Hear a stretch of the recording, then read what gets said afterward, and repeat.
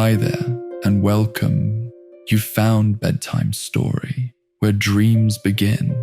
Tonight, we're venturing into realms of wonder and imagination. Whether it's magical forests, faraway galaxies, or timeless fairy tales, you're in the perfect place to drift off in peace. If these stories help you find calm, please leave a comment to share your thoughts. And don't forget to hit subscribe and tap that like button to keep the magic going. Now get comfortable, close your eyes, and listen as the story unfolds.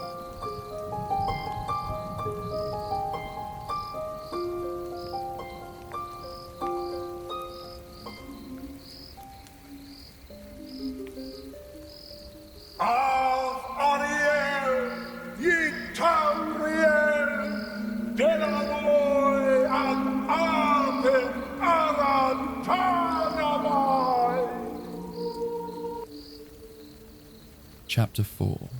You are new here, yes? The note from Aenith, priestess of Azura, got him the attention of Tolfdir. Master, here, you hold off the homicidal walking tomb jerky while I figure out how to deactivate this incredibly powerful alien technology I've never seen before. Oh, and I seem to have lost my alembic. Nice fella in life, as well as in the game. The wizard was fascinated by Curtis's story. He even escorted Curtis to the Arcanium to talk to Master Urag. The orc then proceeded to gut him with questions about his life, his world, and the Skyrim game. Well, general questions. The orc wasn't presently interested in details. However, Curtis recognized the hungry gleam in the scholar's eyes. The librarian was probing every major topic he could think of to identify those of greater interest or importance for future in-depth study. Curtis expressed his interest in Dwemer studies, and they assured him they'd introduce him to Mage Lord Demnavani when he returned from his trip to Bethalft. Hard to believe you'd be able to pry him away from the forge, Curtis remarked. That led to being asked how he knew of Demnavani, which segued into a bare-bone walkthrough of the House Telvanni quest, convinced Baladas to join the council in the Morrowind game, and then back to explaining what forge he had referred to. After that, he'd explained the Skyrim Lost to the Ages quest, a quest mod only available if one bought the Dawnguard expansion, which his young brother did, and Curtis later watched his playthrough. He was offered a job as a general consultant with a very handsome fee attached. For one day a week, Curtis would come to the college and work with Urag. They'd originally offered him full-time employment as a researcher. Urag was putting a lot of effort in being an affable, friendly, and reasonable. But Curtis knew how intense some people could get when caught up in academic obsession. As it is, this job was agreeing to a thorough brain enema once a week. He knew he would need the intensely physical job with the Shoreline project to even things out. I didn't come with reading skills pre-installed like my language skills were, so I'll have to decline, said Curtis. So far, I've found I can speak what we're talking now.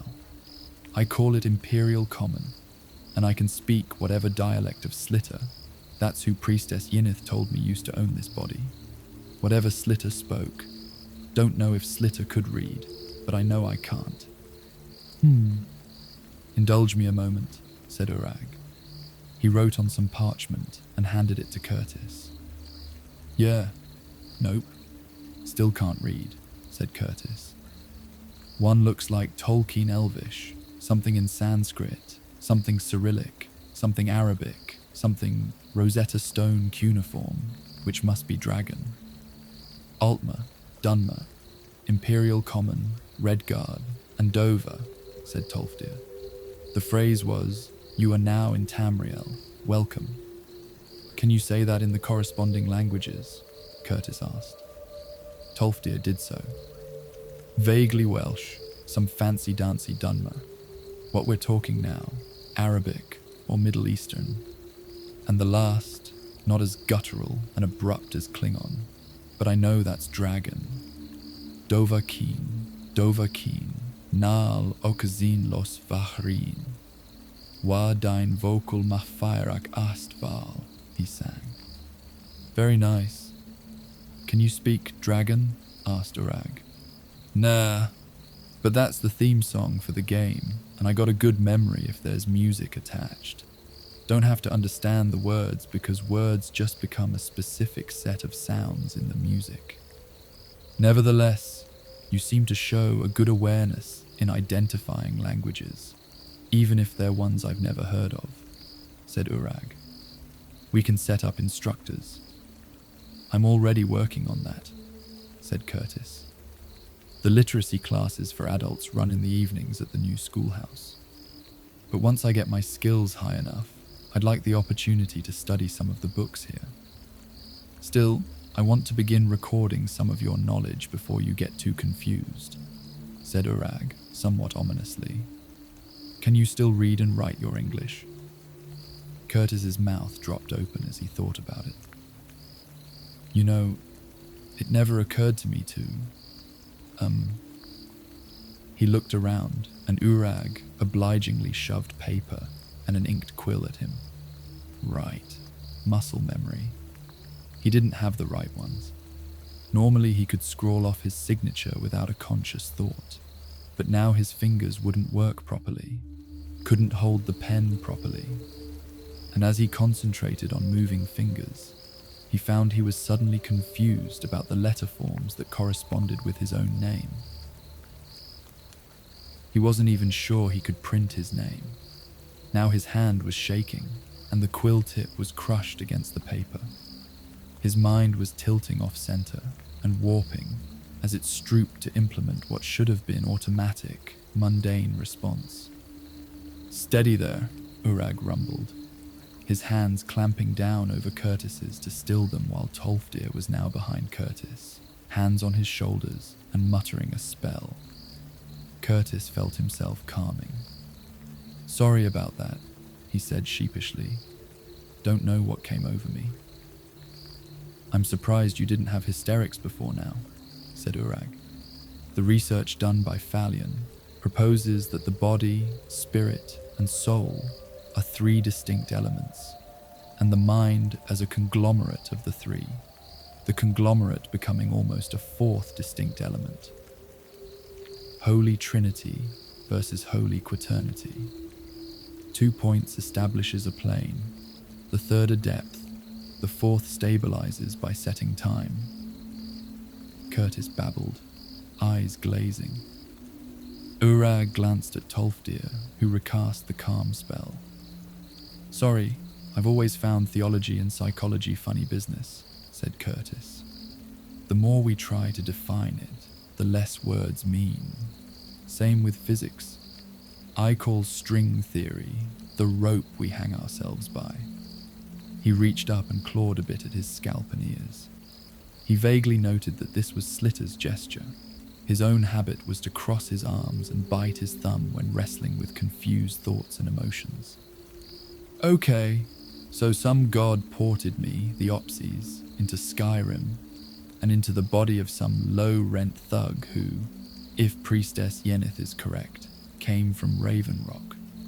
I mostly operate okay, but the longer I go, the more adjustments I'll discover and need to make with legacy software and interfaces. Yeah, I can work with that. Just need to process this a bit more. He noticed the two wizards exchanging more glances. Oh, sorry. Don't need to hit me again with the spell. Sorry for interrupting. You were saying... Master Urag was scowling. Interesting. If I heard correctly, yes.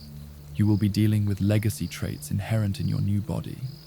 You say the priestess knew the former soul. Yes. She said he used to be a bodyguard for someone. Warrior type, which I'd already figured out. I seem to have this attraction to weapons I didn't before, and I get these weird dreams of practice fighting with a claymore or a dagger, or nightmares of actually killing people in combat with these weapons. I've been thinking of finding sparring partners. You know, a little mind-body bonding. Learn some of what's been trained into this body, and also teach it martial arts stuff I used to do. Find some people who wouldn't mind helping me set up a gym, one a bit better than the sad-ass training yard the guards are currently using. 'Cause, sorry, I'm babbling again. I don't mean to keep interrupting you. Plus, he was getting nervous with the way Urag was note-taking. When an orc was dead-eyed, analysing you over those meat-tearing tusks, it seemed wiser to shut up. The wizards backed Priestess Yenith's story that Hermaeus' tentacle hentai master, Mora, was currently dethroned from his realm of Apocrypha, and a new god had taken over. If it was this new god, and not Sheogorath flexing his new power and snatching people from other worlds, then this was a matter worth assigning some masters to research. The wizards ended the meeting by solemnly warning Curtis not to reveal too much about his past, or to expose too quickly his level of knowledge of current events and people, and even less the technological advances of his world. They trusted he would understand their seeming paranoid concerns. Sure, he said with a sigh of resignation. Thalmor, for one, with their whips and tail dungeon parties. People wanting an edge up over killing enemies, like in any other war across the universe. And any other fool who wants a shortcut to wealth, fame, and power, and who don't care who they have to steal it from or destroy. Yeah, I got it. We hope you do, said Tolfdir, in a frighteningly gentle voice of doom. From what we hear, your game profiles of us are superficially very good, but we are not game pieces. You have admitted to us you are aware of many situations and people that differ from this Skyrim game you are so familiar with. That is good. Master Curtis, you appear to be adapting well to the shock of this transference from your world to ours, and you've impressed us with your intelligence, your ability to stay sane, and your willingness and initiative to make a place for yourself on Mundus. We look forward to learning much more. For now, you may consider yourself a member of the college and may call upon us for assistance. It was very late, and Tolfdir escorted him to an unassigned room in the students' hall to rest in. The silk sheets were nice and unexpected, really nice silk. Then he spotted a pair of distinctive black and gold gloves on the bedside table. Oh, stick him in the dead Thalmor's room. Yeah, that one was beyond caring who enjoyed his fancy Somerset silks. He wondered if anyone would care if he nicked the sheets. When he woke the next morning, it was to see Jazago parked in the room's chair. The Khajiit tossed a scroll into Curtis's lap. The spell has been improved. Crazy Dunmer who thinks life is a game should try again. I'm gonna pass. Besides, I can't read at the moment. He kicked aside the silks and swung his feet over the edge of the bed and sat up. And the only undead around is me, until I can find me some coffee or strong tea. Did you boost the user protection to compensate for the holy hand grenade blast power you added to the flame cloak spell, even being a Dunmer that singed a layer of skin off? Jazago's ears flattened. Clever Antonia suggested the same, he conceded. That has been done. But who are you, Crazy Dunmer? You have never been a student here, Jazago stated in a low, deceptively lazy tone. Sorry, you're right. I'm not. My name is Curtis Johnson. I know, that's not a Dunmer name, and I'm no Nord. And my father's name isn't John. It's Sam. Curtis eyed the Khajiit, now recognizing the cat's robes reflected his rise from novice to adept in destruction. He was probably not a student anymore, but was still with the college doing graduate work and probably instructing novices. The thought of this Khajiit giving safety lectures brought a grin to Curtis's face. If novice is interested in extra credit, Jazago has scrolls to test. He laughed, and Jazago's ears dipped even lower. "It's funny how I'm finally here at the college," said Curtis, waving a hand around at the walls, and, he hoped, distracting the cat from the dead-on assessment that he was being laughed at. "My brother's the college type, but he'd go nuts without his pewters and the kids he's tutoring in robotics. They're in the finals for the National Junior BattleBots tournament, and they've got a design that could win the championship." No, he reflected. His brother right now had everything going for him, and losing all of it for Skyrim was unacceptable. Whereas his own life, until his death, had been on a death spiral. Death spiral. The job he'd died on would have only held off the bank just barely until the first of several scheduled bankruptcy hearings. The Khajiit stared hard at him. Then finally his ears came up and he seemed to relax. NASA, pewters, robotics. He repeated the alien words, testing them against what he knew. Battle pots. Dunmer speaks of Dwemer machines for children. He pushed his hood down and scratched at his ears. Really, a handsome cat, Curtis thought. Sideburns like a lynx, fur pattern like a bobcat's. Overall head, body, limb ratio was humanoid except for the tail. He knew Skyrim cat people could have different body types depending on the moon phases. Theory only. Animation models were kept as generic as possible, which explains why lizards had mammary glands and cats had only 2 teats.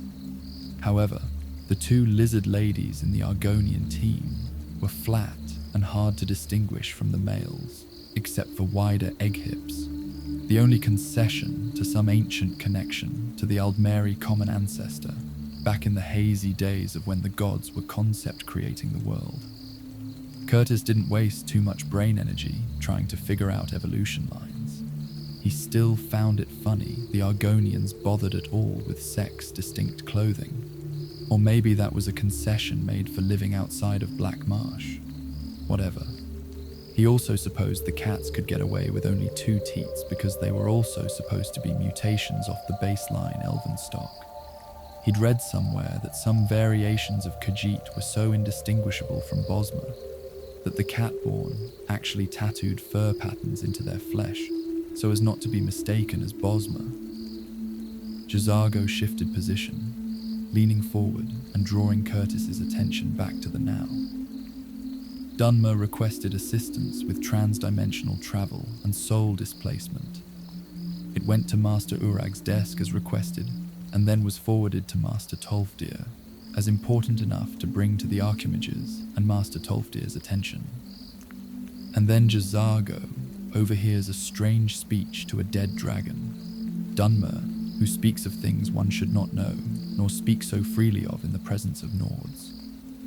Yeah, and how much does Jazago know of the Dragonborn's business? The Khajiit grinned, part humor, part threat. Jazago knows enough. Jazago has the wit to piece together many facts to a mystery. Jazago also has big ears, said Curtis, smirking, remembering seeing the Khajiit entering at the far end of the Arcanium and pulling books. He didn't remember seeing the man-cat leave, but then his attention had been on Tolfdir and Urag. The Arcanium was probably not the best place to be talking if one needed privacy. They had been consciously keeping their voices down, but the problem with living in a multi-species environment is the tendency to forget little things like relative ear sensitivity. No doubt those kitty ears had been full-on pointed where they had no business being. Jazago has many gifts that are a part of his greatness, agreed Jazago, muzzle whiskers flexing upwards in a cat smirk. Well, that was true.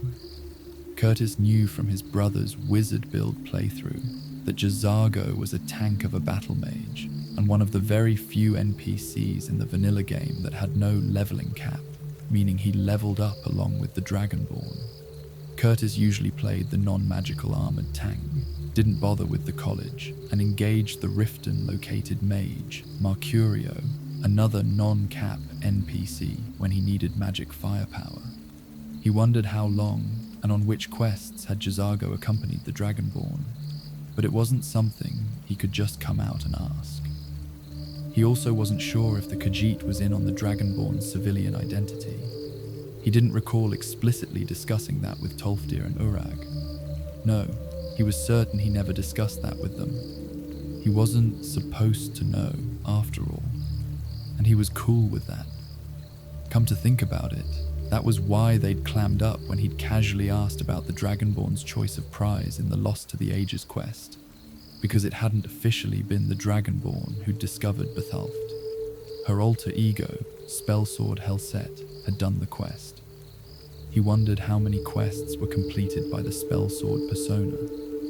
He needed to ask around for more stories about the Spellsword and then talk with Urag when they next met, so that he didn't accidentally give the game away. Jazago would certainly have heard him boasting about once being the Dragonborn, though. Curtis knew he'd have to be careful. He was still learning how reality differed from the game, and from the game he knew the Khajiit was ambitious. And now, all of a sudden, he was feeling twinges of paranoia. He really needed to stop relying on game knowledge. He realized he'd been damn lucky so far, especially with people. So maybe he'd start now and get to know the real Jazago behind the one he'd known on his 72-inch flat-screen TV. Mysteries, huh? Well, may the skillful Khajiit be gracious to reveal to me the mysteries of the nearest kitchen, where one might find strong, hot tea and breakfast.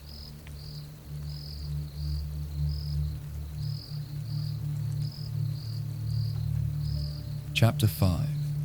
Worthy of study, Jazago took him to the kitchen, in the instructors' and senior students' hall, because it was generally quieter and better stocked, and because the younger crowd in the Hall of Attainment burned through food stores a lot faster, so there wasn't much variety left in that kitchen for late risers. A slender lady with mahogany hair and blue-grey eyes was toasting bread when they came in. She scowled at them, but didn't say a word, just finished buttering up her toast and went to one side to eat.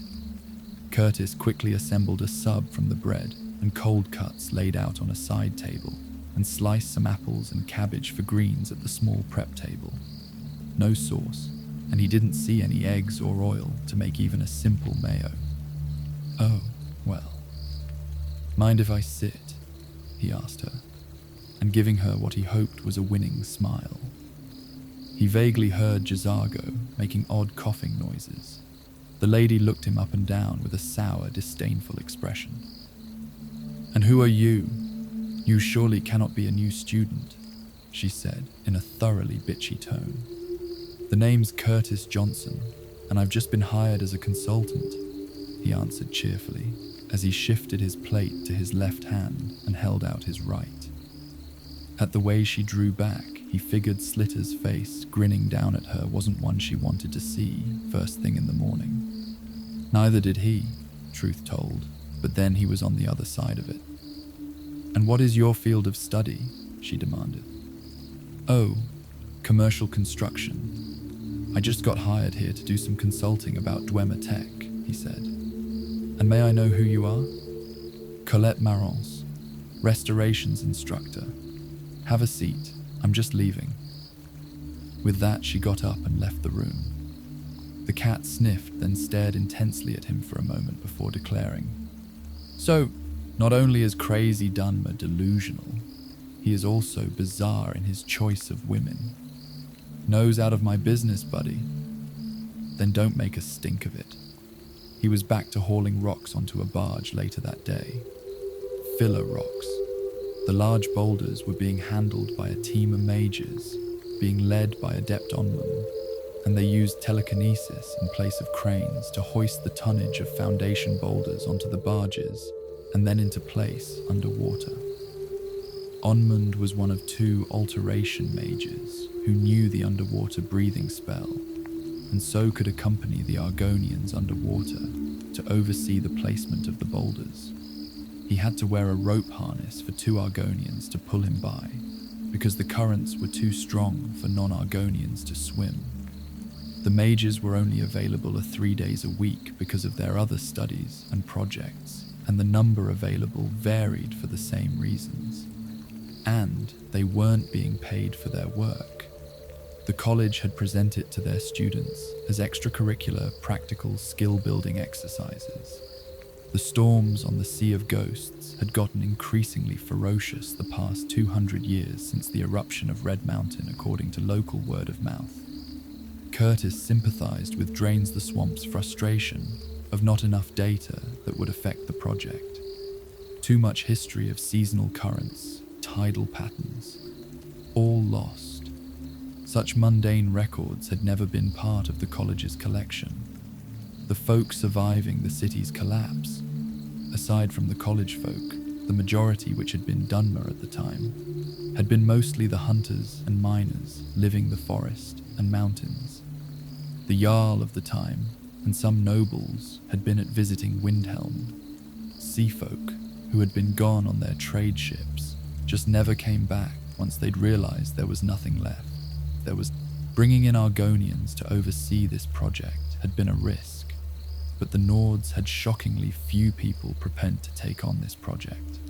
Dawnstar maintained their port, but their location on the coast was just enough that deep sea currents didn't hit landmass the way it did at Winterhold. They had the knowledge to maintain their port, but not enough to create a new one under conditions different than theirs. Windhelm was set far back enough from the coast and at a river deep enough for ships to sail that they never had to worry about shoreline storms.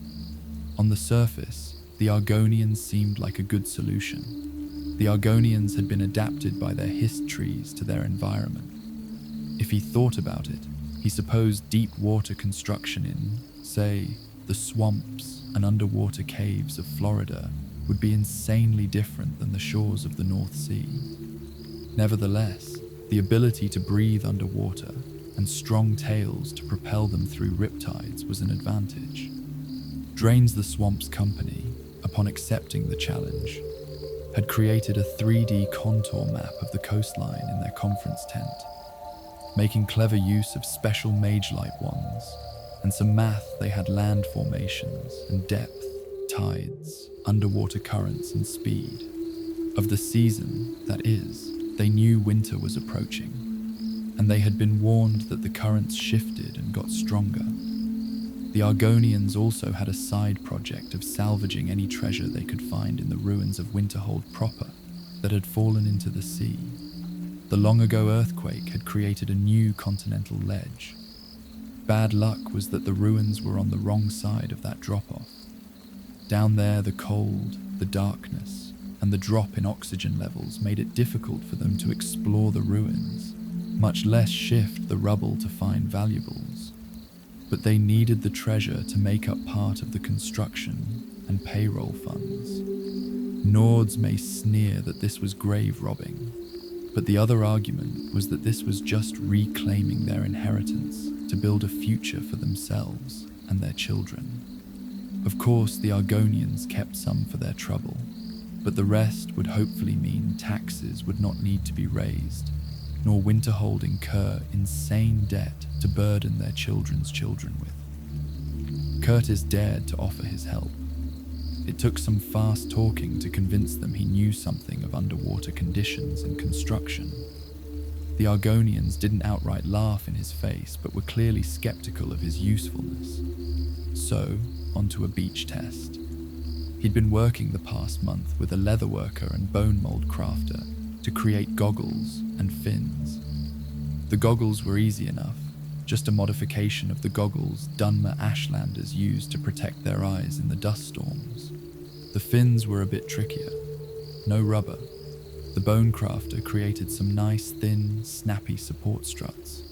The leatherwork was a bit harder, for one, to find the right type of skin, treating it for saltwater conditions, then figuring out shape and sewing. It was a rough swim. Visibility was poor with storm-stirred silt, the current rough. Curtis kept his head and was even more appreciative of his new body.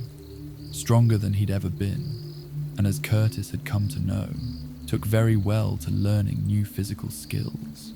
No misfiring adrenaline-charged panic, just focused surges of power to kick along with down currents and out of streams. The blood rush of good spirits was a good feeling. Whoever Slitter had been, he'd enjoyed combat. It made up somewhat for the bouts of anger and paranoia Curtis often had to deal with, reflexes triggered by things Curtis had not yet completely identified. The Argonians followed behind him. When they got back to the beach, Scouts the Deep, who handled most of the mapping, said, "Very good for a land strider. You are now in charge of training." Curtis's main concerns now were depth pressure, how well breathing enchantments worked once he started hitting the oxygen minimum zone below the drop-off, and hypothermia and dehydration. The high wind and water churn at the surface should keep oxygen levels at the lower depths fairly good. But theory was all pretty and nice until you banged it against reality to see which cracked first. Nope, thin air down there. He brought the problem to the college and got a couple alteration students to work the problem with. Curtis demonstrated his concepts, like taking them underwater and having them watch as leather balloons deflated under pressure. There were also lectures to restoration students about barotrauma, dehydration, gas expansion in the guts from increasing pressure, exposure to waterborne pathogens with symptoms they may have never seen before, bone loss, and a lot of other details he could dredge. It helped that the Argonians, even they who were designed to live underwater if they wanted, could attest to those same symptoms, though at far a lesser degree for them, of course. It took a good 2 months to complete the lectures, the practical demonstrations, and to help coordinate alteration, restoration, and enchantment students to create and refine the necessary dive gear for any daring land strider mad enough to want to work underwater. During that time, the promised Dunmer engineers who had experience with building and maintaining Vivek City, a city built on pontoons, had arrived. They brought with them tools and spells that helped stabilize heavy structures atop water. They were able to add some math formulas that Curtis had been struggling to translate. It became easier on seeing the symbols the Dunmer team used to express their mathematics. He was able to add more concepts they'd never considered before, ones they'd never needed to consider, because they'd worked for a living god who could manipulate environmental conditions to make construction easier. Their enthusiasm for the new concepts helped solidify Curtis's position at the college as a Dwemer-type engineer, a user of brute force machinery over the manipulation of Magicka. One good result was that there were more students volunteering to work the project in return for more bizarre science lessons from Curtis. Also a lot more Nords who refused to be shown up as cowards by sneering dark elves and hissy lizards. Another bonus for Curtis was that he had an excuse to work closer with restorations instructor Colette Morance, because the work demanded more research into modifying or creating new spells and potions to work underwater. The new areas of study and the heartfelt appreciation of the project workers all helped to soothe her ego and to reassure her that her work was important and that she wasn't a waste of college resources, like so many small-minded, anonymous note writers within the college implied. Unfortunately, for Colette, that still meant having to put up with, and here we are, Winterhold Blue Lobster Special, with garlic butter, dipping sauce and basil and potato mash. With a talkative Dunmer suffering delusions of starting off with a savory seaweed and shrimp salad, all freshly harvested this morning. It has pepper flakes from elsewhere, a touch of golden glow honey, a savory note of salt rice vinegar. At least he could outcook the gourmet.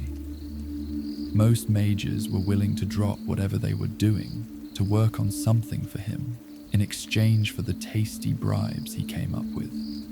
She stared at the giant underwater bug. Its carapace was a pretty, mottled blue with cream spots, trust a Dunmer to see a giant armored maggot and think it delicious, but it did smell so good. "The new stuff for breathing is the best yet," he said as he cracked the tail shell open for her and handed her a fork. "Even if it tastes and feels like rotted vegetable slime." "I'm trying to eat," she snapped. "And we're working on it. We're trying to find a plant with the same qualities that doesn't cause several allergic skin and lung reactions." She swirled the lobster meat in the butter and took a bite.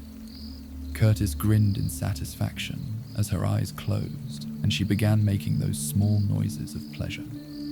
The Winterhold blues tasted even better than Maine lobster, likely from eating some exotic Tamriel stuff not available on Earth. Overtly, he'd invited her to dinner to discuss her newest formulations. It was possible to drink potions while underwater, so every land dweller going under carried at least 2 emergency bottles of that potion. But those potions didn't fully counteract the fact that the deep divers worked in a region where there was very little air to breathe. Colette's solution had been something that made changes to body chemistry, that slowed the demand for oxygen. Downside was that those on the drug and working long and hard for more than 4 hours under deep pressure were guaranteed victims of barotrauma, the bends, if they didn't spend another 4 to 6 hours in staged ascension. Drug effectiveness had wildly different results between the 3 volunteer test teams of Dunmer, Nords, and Argonians.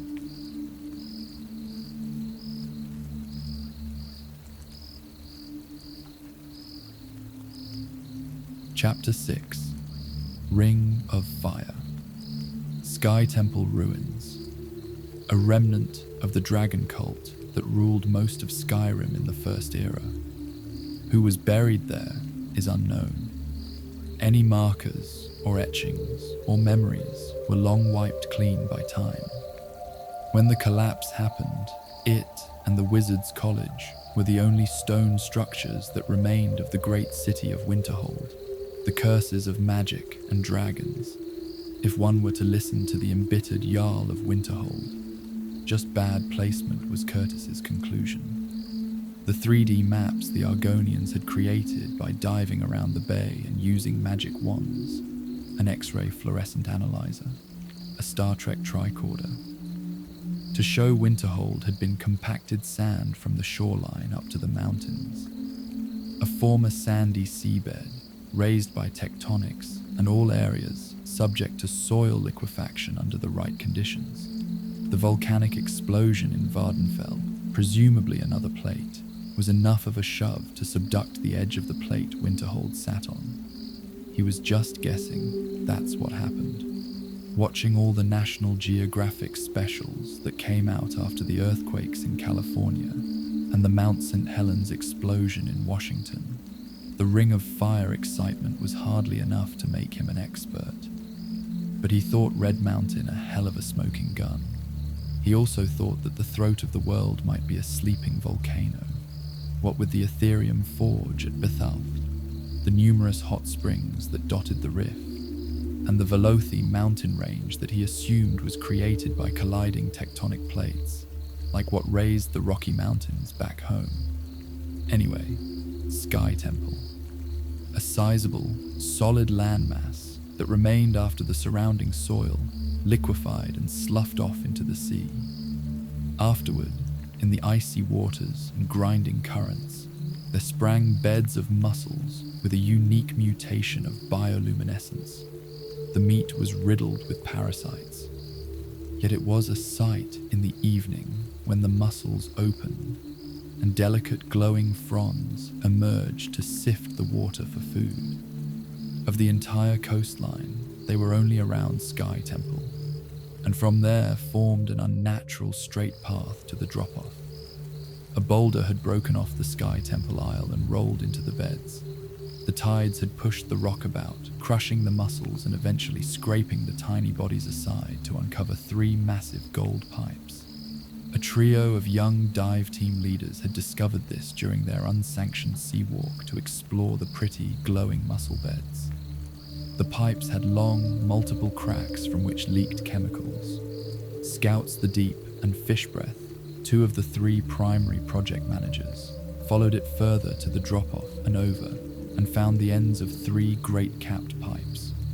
Two spewed hot water out, and the water samples they took from the immediate outflow were heavy with substances that dulled their scales and made their flesh itch for days. One pipe sucked in water, but fortunately without much force, so they weren't in any real danger. Though lauded for the discovery, the young fools still received angry lectures and reduced pay for their impulsiveness and disregard of safety protocols, especially since they were dive captains responsible for training their respective teams of Nords, Dunmeri, and Argonians. As exciting as this find was to the college, the priority and sole focus was the Breakwater project and not the mystery of a hidden Dwemer ruin. Hidden now, more than ever, they had to recover what treasure they could from the ruins of Old Winterhold. Scientific enthusiasm was not enough without the gold to fund a project. Now, more than ever, they had to recover what treasure they could from the ruins of Old Winterhold. Scientific enthusiasm was not enough without the gold to fund a project. We will be getting a sizable addition to our workforce, announced Drains the Swamp at the monthly projects meeting held in the Frozen Hearth, where work leaders of the project and anybody else who was interested could attend. And it was usually a packed house, ever since Curtis had started the tradition of laying out snack dishes of delicacies he'd personally prepared. I wrote my uncle at Iverstead of our need for labour, and yesterday I received his response. He has recruited 50 young ones from the Gehrman's Honour Orphanage. Be pleased to note, honoured hosts of Winterhold, that they are all Nord children collected of the Pale and of Winterhold. They are eager to prove themselves and earn pay so that they might resettle here in the north. They are on the march even as my uncle's letter was sent and should arrive in 2 weeks. And there will be another 30 or so to temporarily live at Winterhold, but only for the project, not to settle. Argonians from Windhelm. Fishbreath, a black-scaled, three-toed, hornless Argonian, like his brother, Scouts the Deep, stood up to say, I have been talking with the ones who work the docks at Windhelm whenever I go down there to inspect and sign for supplies. Though conditions have been improving, there is still too much resentment despite earnest efforts by Steward Sadri of the Grey Quarter, and so they have decided it is time to move on. They come here to take over the salvage project. They are used to these cold waters and are fully supplied with their own diving gear, enchanted by the spell sword Pharaoh Sadri. Indeed, for the past few years, they had provided Windhelm with meat and oils from whales, and the other giant fish they had dared to hunt in the Sea of Ghosts, and so they will also supply to Winterhold while they are here. What this also means, Sarah Darrelin, Master Tolfdir, he said, looking between the Dunmer engineer from Morrowind and the Master of Wizards, we will need to hasten on the fabrication of the deep water pods. Scouts many marshes and his people will be living down there for days as they sift the rubble for treasure. The adults, of course. The younglings, hatchlings, and caretakers, we hope, can find comfortable housing in town. We can throw up some domes quick enough, said Darrelin. Won't be pretty, but we can make adjustments once they get here. Honoured Kraldar, what are your thoughts? I know this appears to be a further invasion into Winterhold. Have you any immediate concerns? Asked Drains, looking to the Nord steward, who would have the difficult task of explaining things to the xenophobic Jarl Courier, who was currently touring other Stormcloak holds to impress and to garner alliances. The Jarl had already made it quite clear to everyone that he resented the presence of all the non-Nords, and tolerated them only because he didn't dare kick them back into Ulfric's teeth after soliciting Windhelm's help to rebuild Winterhold. At the moment, no. You've already addressed two very important points. the influx of young Nords looking to settle, and that the Argonians aren't interested in a permanent settlement, replied Kraldar. The areas south of town would work for some grand halls for the newcomers, as the land is already clear of trees and is fairly flat, and the dragon has finally left. With the extra hands to help, they can help with extending the wall to include them. I'll just have to look over the budget for more lumber. The college would be happy to provide enchanted tents as we provided for the Azura festival, said Master Tolfdir. Certainly easier and faster to throw together than stone or wood housing, and with no strain on current budgets. More solid, permanent buildings can be delayed until people actually get here and have lived here for a while. Perfect, said Drains. Mistress Berner, extra food orders, clothing, household items.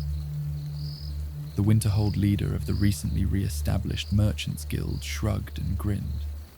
No problem. We'll just send couriers to our suppliers to add to our current orders. More pots to bang together, knives, forks, hooks, tools, volunteered the town blacksmith happily.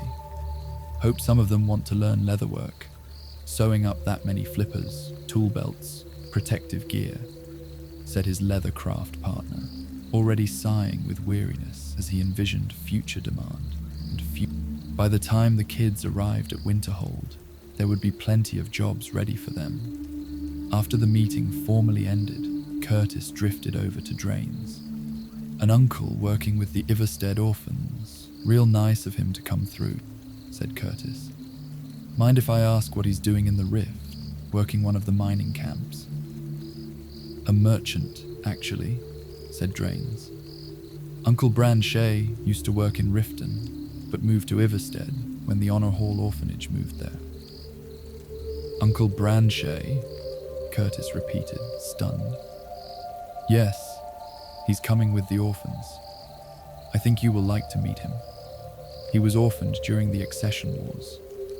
Perhaps, ironically, and possibly, by my ancestors in the invasion force, and then who adopted him. I suppose that makes him my grand-uncle, thus his name. He gets as many confused looks from other Dunmeri as you, Curtis Johnson. Helset Faro Sadri helped him find proof of his ancestry in House Telvanni, and Steward Revan Sadri enlisted his help to free the Honor Hall orphans from the grasp of Maven Blackbriar.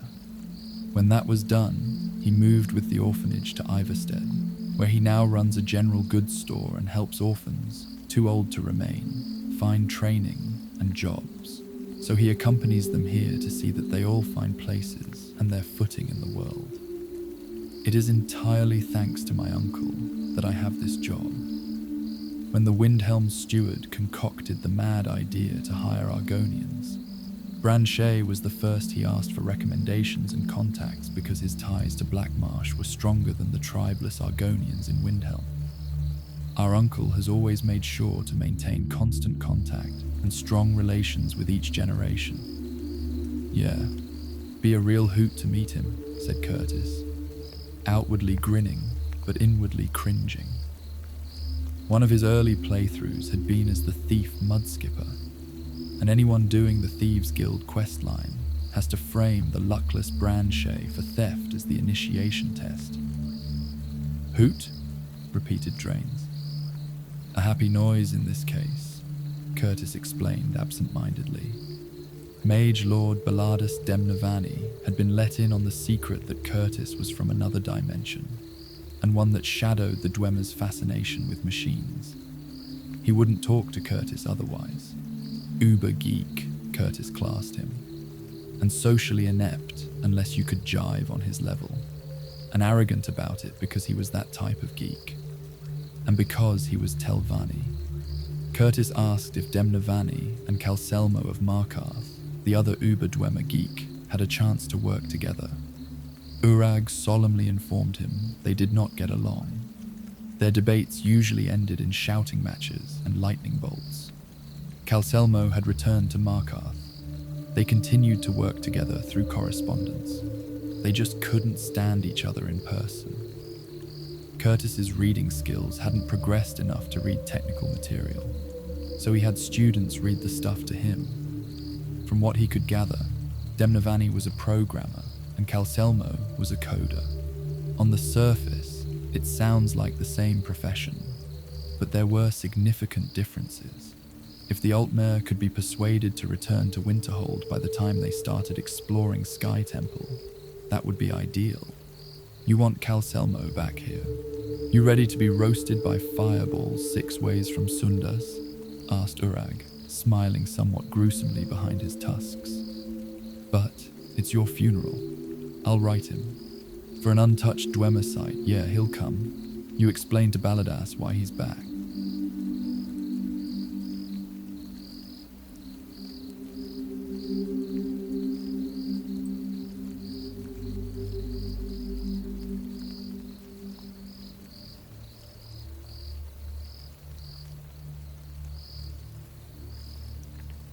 Chapter 7. Move like this. Curtis was wearing heavy chitin armor, and he rapped as he worked out, for rhythm and for testing endurance. If he got too winded to rap, then he needed a break because he was getting too exhausted to train safely. You're never gonna make it.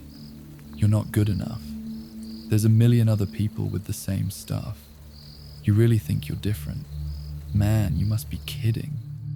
Think you're gonna hit it, but you just don't get it. It's impossible. It's not probable. You're irresponsible.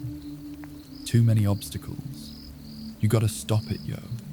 You gotta take it slow. You can't be a pro. Don't waste your time no more. Who the are you to tell me what to do? I don't give a darn if you say you disapprove. I'm gonna make my move. I'm gonna make it soon, and I'll do it because it's what I want to. Because all these opinions and all these positions, they coming in millions, they blocking your vision. But no, you can't listen. That crap is all fiction, because you hold the power as long as you're driven. You're never gonna make it. There's no way that you make it. Yeah, maybe you can fake it, but you're never gonna make it. Are you just gonna take that? Make them take it all back? Don't tell me you believe that. Are you just gonna take that, or will you fight back? Or will you fight back? This was mind-to-body bonding. His mind, the late Slitter's body. If Curtis stepped back and let Slitter's ghost take over, the ingrained memory of the body was there. Slitter had been a dangerous fighter, brute power and savage, straight for the kill, if Curtis allowed it. He felt like he was driving a car with worn wheel bearings. It needed fixing before the wheels came off the wagon. If that is your example of dancing, you're not ready to perform, and what kind of singing is that? Curtis halted his judo exercises, which truthfully could pass as dance moves. Hell, he remembered some joker videotaping his class going through the exercises, and then adding cheesy disco music before posting it online, and turned to Colette. If you were expecting some lame-ass romantic fluff, then no, it ain't that type of song. It's for the doubters and the haters. He pulled off his helmet, showing that he was grinning at her, and picked up a pitcher of cold black tea, sweetened with honey, and gulped half of it down. Nothing better than seeing the morning sun on your beautiful hair, Colette. But what can I do for you? I just came by to remind you not to be late to tonight's dinner, to welcome Calcelmo back to Winterhold. None of us want to miss the entertainment of you keeping the peace between him and Baladas. No worries, babe. I'll be there. Are you sure? I'd heard you were planning to go exploring the Sky Temple drop-off. I know you tend to forget time, and if you're deep diving, you can't afford to short your time in the decompression bubble. Current got bad suddenly before dawn. We cancelled the dive. Oh, then I'll warn you instead, Baladas that went looking for you at the dive sites, no doubt to complain, and he'll probably be even more irked to find he's wasted time looking for you at the beach. Mission done, she went back inside, and Curtis wiped down the inside of his helmet, but decided not to put it back on. He picked up a jump rope. He had gotten into a steady rhythm when he heard someone drawl. "Interesting footwork, Sir Johnson." Curtis stopped, wary. The speaker had approached from the direction of the Arcanium. Male, Dunmer accent, and in full light chitin armor that shimmered with magic. He had a short sword on his right hip and a pickaxe that glittered with what looked like ice crystals on his left. He was a head shorter and lean built. Uh-oh. Slitter recognized him, and not in a good way. Curtis felt rising anger and his body's ramp up to fighting condition. He mentally grappled and seized breathing control and forced a calming, deep breathing pattern. It was not a quiet process, and the other watching him with evident interest. He took off his helmet, letting Curtis see his tight, sneering smile. I wonder if I should be flattered for inspiring such reaction. You've been doing quite well for yourself, Slitter. Slitter's dead. I'm here now, Curtis said between deep breaths.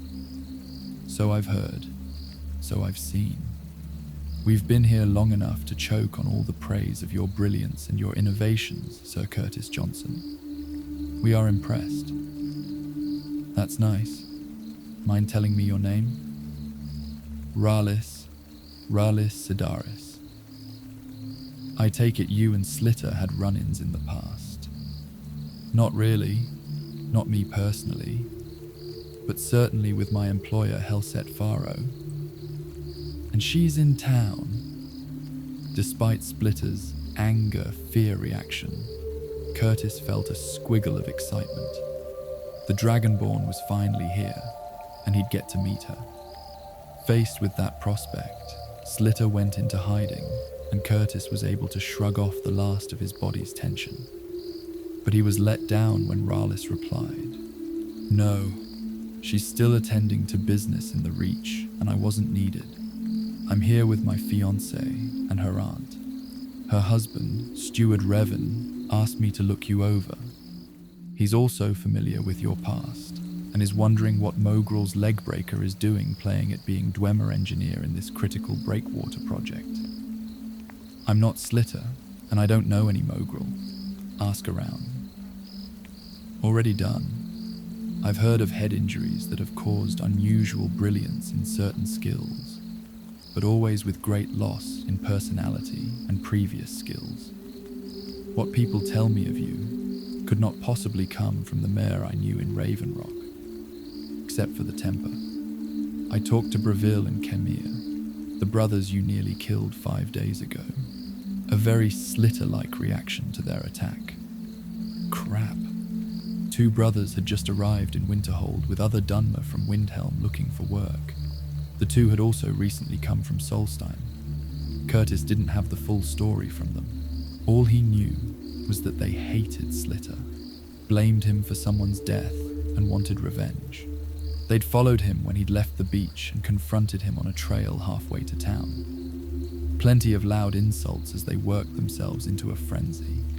From the words, Curtis figured Slitter had done some collecting on them, and in doing so had badly injured someone who later died from the injuries. He'd met others from Solstheim who also hated Slitter, but so far he'd been able to talk his way out of a fight. The sand thrown into his eyes and their attempt to kneecap him brought Slitter out. Curtis didn't remember anything that happened. He'd woken face up on the ground, iron, magic-draining shackles on his wrist and a gag in his mouth.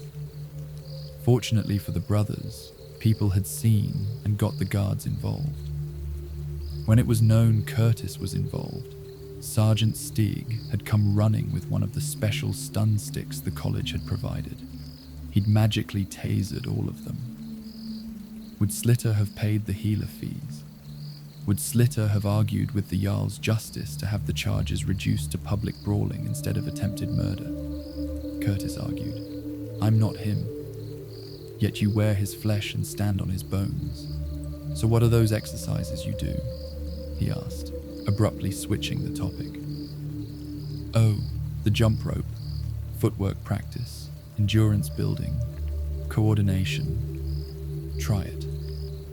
Rallis accepted the challenge. You might want to drop your weapons first. They'll catch in the rope. And here, hold the rope here and here. Best length is if the ends don't go higher than your armpits. Well, Rallis wasn't bad at it. He caught the rhythm quickly, but the unfamiliar activity soon winded him. 2 more armored warriors came onto the roof. They wore fancy bone mold and red silk of the Redaran. The line badges, however, were beyond him. Their helmets were off so he could see they were 2 lovely ladies. As they came closer, Curtis could see the little nicks and scratches of combat. One hadn't yet repaired her leg armor, and she limped. Rallis gladly tossed aside the rope. He went to the limping lady. "I thought you were going to see the healers," Curtis heard him say. "They were busy at the time. However, we passed the restorations master on the way up, and she said she'd take care of me right after she fetched a student she wanted to test on my leg. You're not a teaching subject for students. Relax, my dear. This is a school and they have to learn somehow." "Good attitude," said Curtis. They looked at him coolly. Curtis blushed. With his new ears, he picked up a lot more than he used to, and he did have a bad habit of butting into conversations when he wasn't invited. Yeah, he was the type that harassed people who talked too loudly on their cell phone on the bus, in the store, in the bathroom, and he did it obnoxiously by adding comments to their conversations. But these people hadn't been talking at an offensive volume. Sorry, didn't mean to be rude," he said. "Forgiven. It is pleasing to see one so supportive of education," the injured lady said. "Curtis Johnson, I introduce you to Matheras Caris and Melinis Selvi of House Selvi of Redaran," said Rallis. Curtis bobbed a quick bow. "A pleasure, ladies. Curtis Johnson, engineering consultant, College of Winterhold." "Mysterious possessing ghost," added Melinis with a hard smile. "What happened to Slitter?" "Don't know, ma'am. He was dead when I got here," Curtis answered truthfully. "The college is trying to help me find the entity culprit responsible for my being here. And this is not something for the general public to know. Even most of the masters at the college don't know. As far as anybody's concerned, I'm just a crazy Dunmer with delusions of being a Nord." "Do you claim to know nothing about your past?" she challenged. He looked away towards the statue of Azura in the distance. The other Dunmer followed his gaze. "I remember it quite clearly, but my family, my kin, my ancestors are in another planar page in the Book of Life. I'm not a wizard, so I can't pretend to understand what you just said," said Rallis. "Speak more plainly." "Sorry. All I know is I'm here in a world I wasn't born in. Look, if you want more info, you'll have to talk to Tolfdir or Urag. I'm sure if they think you should know more, then they'll tell you what you need to know. Good enough?" "Fair enough," said Rallis. "Say, I don't suppose you know anything about Slitter's past. I've been wondering if I should, apologize to his ancestors. Maybe plant an ash yam in Slitter's memory." "I don't know," said Rallis. "You would have to check with the Port Authority offices of Raven Rock for immigration and tax records. To live and work in Raven Rock, he would have to be registered. Only Reavers and other criminals in Telvanni bypass the Redaran Port Authority." "Oh, right. Guess that would be the logical step. We Dunmer may not be as anal as Imperials or House Hlalu about paperwork, but the Morvanes have found it necessary to adopt some Imperial habits because of Solstheim's rediscovered value as a source of ebony, among other things." Right, said Curtis. "But enough about me. How about we get inside and get your legs seen to, ma'am? He said to Melinis. He offered his arm, which Melinis looked at curiously. Rallis scowled and held out his hand to his fiancée, which she took. They proceeded ahead, and Curtis offered his arm to Lady Caris, who took it after he tapped the place where her hand should be. Curtis left them in Colette's care, and he hastened to the beach to see if he could meet up with Balladas. But the staff there told him Balladas had just left moments before. Curtis wondered how come they hadn't met on the main trail up. Oh, right. Balladas was a master mage of the old Morrowind. He probably used a recall spell to the college, since no one made any comments on seeing the elderly wizard float up and fly back. The Telvanni mage lords didn't let some piddly little imperial decree forbidding teleportation and levitation magic stop them from using their rightful powers. Okay, double time back up the trail and over the bridge and back into the college. Balladas was in his office in the Hall of Countenance. It was set up more as an office with a desk and bookshelves and tables holding Dwemer machine scraps. He had a narrow bed behind a screen for the rare times he stayed at the college. He actually lived in the southmost part of Eastmarch at Mistwatch Keep, the ruined fortress and surrounding land he'd bought from the Jarl of Windhelm.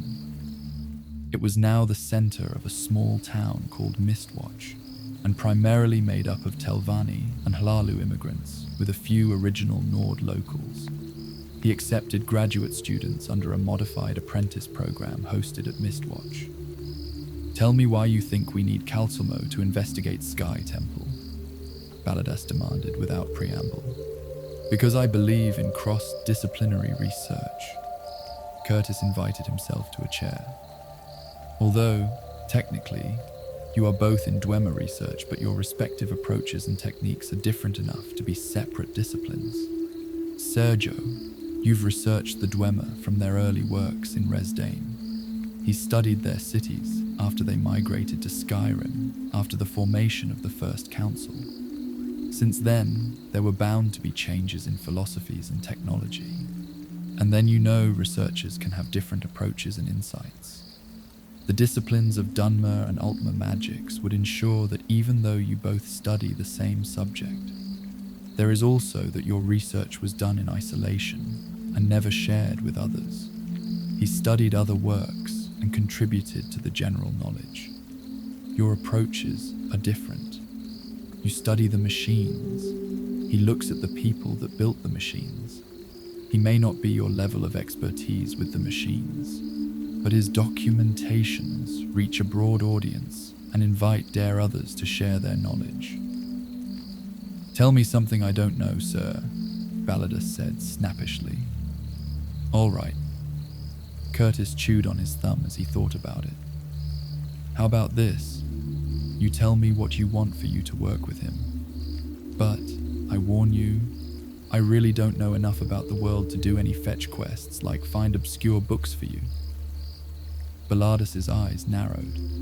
Stupid, Curtis swore internally. Balladas knew Curtis was from another world, but he hadn't been told the aspect where his world was a fantasy game in Curtis's old reality.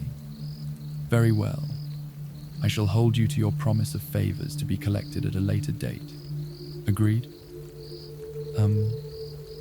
Nothing that shall put your life in danger. In fact, the first favor requires that you persuade Urag to share with me his notes of your world. That might be doable, a heavily edited share, but he thought he could get Tolfdir and Urag agree to that. Everything except any mention of video games and the Elder Scrolls series. It worked.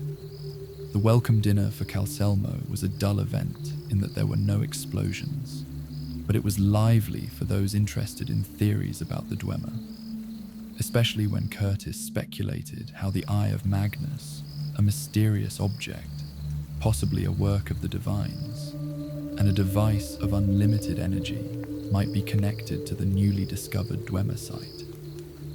It was actually quite amusing, and getting into silly, as Curtis plied both fascinated Dwemer researchers with a lot of firebrand wine. as he first explained the Eye of Magnus to Baladus and Calcelmo, and then he engaged them with a fictitious and wildly improbable story, wherein he called himself a memory-confused Quaid on a mission to restart a reactor buried in a mysterious underground structure.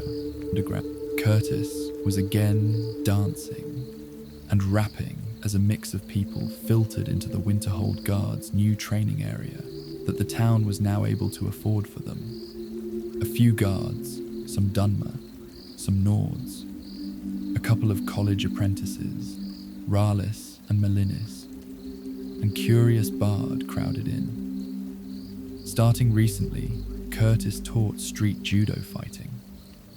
Some people had seen him fighting and were interested in his unusual technique. This was just the third session. He gave his usual lecture of the technique being not so much striking and kicking, but grappling and leverage. Caveat though, as anyone knew who'd done actual fighting, grappling was lousy defense if your opponent was still armed with a knife, spike, or anything sharp. He freely admitted that he was still trying to teach himself how to modify this style to working in armor, which could offer enough protection from a blade for one to complete the throwdown of an opponent. First though, learn to hit the ground right and not be afraid to get hurt. Apprentice healers were on hand, eager to practice their craft on those who didn't have the necessary coordination and/or pain tolerance. Volunteers helped drag and place the heavy padded leather mats into place, and tumbling lessons began. No armor for now, a quick demo. 2 unarmed guard volunteers came at him. Grapple, slam, get jumped on, roll the weight and momentum, choke lock and arm lock. The healers took care of the dislocated shoulder of one volunteer and revived the other choked unconscious volunteer, while he re-emphasized that he was not going to teach anyone those advanced moves who didn't go through the basics. He was teaching a discipline, not cheat tricks. If anyone was here just for shortcuts, this was not the place. He didn't expect anyone to leave right off. Nope. The get-to-know-the-ground exercises could be counted on to weed out the casuals. Suited him fine. He was already at maximum for projects he could handle. All he really wanted was some steady sparring partners so he could improve his own skills. He already had a couple serious guys, Sergeant Beck of the Guards and Jazago, both tough, experienced fighters he didn't have to baby along, and who already had enough self-discipline in combat to know sparring from the real thing. But those two had their own work, and it was difficult to set up a steady schedule, so the more options he could find, the better. Besides, teaching would make him slow down to review and practice the basics, make him reanalyze his own competencies. So, a fascinating discipline from a servant of Farnwit Hen, said Lady Caris to Curtis. She watched with a smile as Ralis and Melinis practiced their tumbling. Melinis had no problem. Ralis was stiff and already was favouring his right shoulder. Fahu. Boethia's son, Farnuit Hen, the multiplier of motions known, and whose realm is Maelstrom. Oh, wait. That's the guy who Vivek wrote about in his sermons. Claimed the guy taught him everything about fighting even before he was hatched, right? Sermon 1 of 36, yes. Oh yeah, that's the puppy. Me, he chuckled. A baron of move like this. Ha, I like that. Hey, you there? Stop right now. Let me show you how to do it right, because you're going to break your neck if you keep doing that.